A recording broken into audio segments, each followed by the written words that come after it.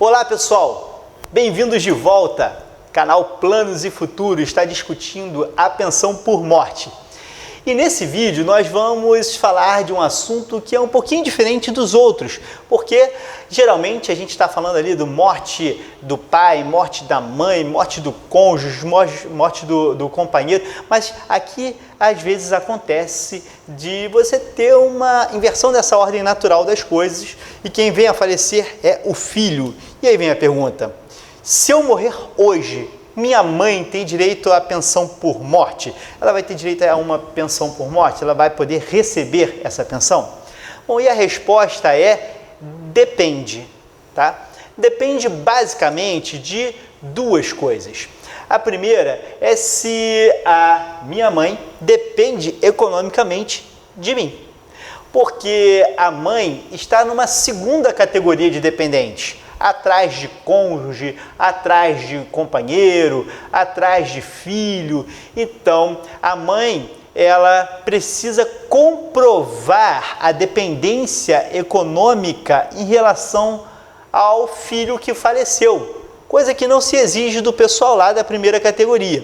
A mãe só vai ser considerada dependente se ela comprovar que o filho, em vida, obviamente, era responsável por seu sustento, ainda que não fosse o único responsável, não é? Às vezes existe uma dependência mútua, os dois trabalham, os dois têm renda, só que com o dinheiro só dela ela não se sustenta, com o dinheiro só do filho ele não se sustenta, e aí você precisa trabalhar aqui com a ideia de mútua dependência. Se a renda dos dois era importante para a manutenção dessa senhora aqui, ela vai ter direito ali a receber pensão pela morte do filho.